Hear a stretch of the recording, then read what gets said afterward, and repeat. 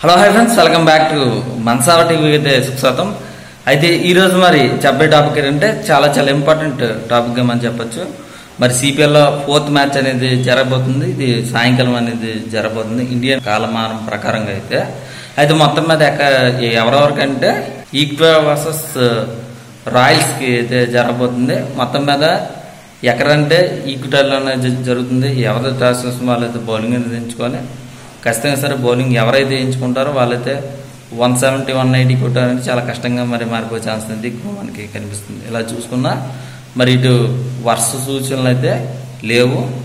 వర్షం పడినా సరే కాస్త ఓవర్లు తగ్గించే ఛాన్స్ అనేది ఎక్కువగా ఉండే ఛాన్స్ అయితే ఉంది. కానీ ఫుల్ మ్యాచెస్ అనేది మనం ఈ గ్రౌండ్లో అయితే చూడొచ్చు. కానీ పగట పోటే కాబట్టి 180, 190 వచ్చినా సరే మరి ఆశ్చర్యపోకలేదు. ఎందుకంటే ఎండ కొంతవరకు ఉంటుంది కాబట్టి మరి పిచ్ అనేది కొంచెం డ్రై అయ్యే ఛాన్సెస్ ఎక్కువ మనకి కాబట్టి ఇలా ఉండే ఛాన్స్ ఉంది. మరి బలబల్ల చూసుకున్నా ఇక్కడ వచ్చేసి మరి బ్యాటింగ్లో చాలా బలంగా ఉన్నా బౌలింగ్లో చాలా వీక్నెస్గా మరి అయితే కనిపిస్తుంది. ఎందుకంటే అప్పుడప్పుడు షివరింగ్ అనేది వస్తుంది. అంటే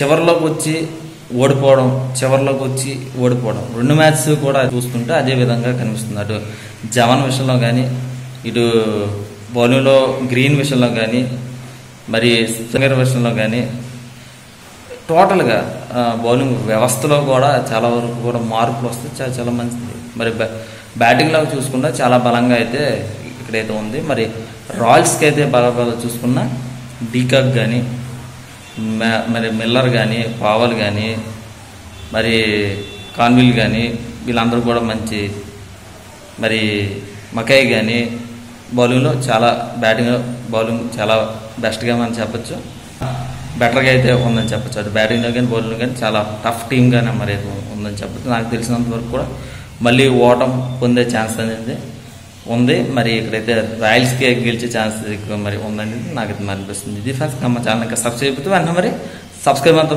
మర్చిపోకండి. మరి 100 likes అనేది ఉంది ప్రతి వీడియోకి. ఇది బై.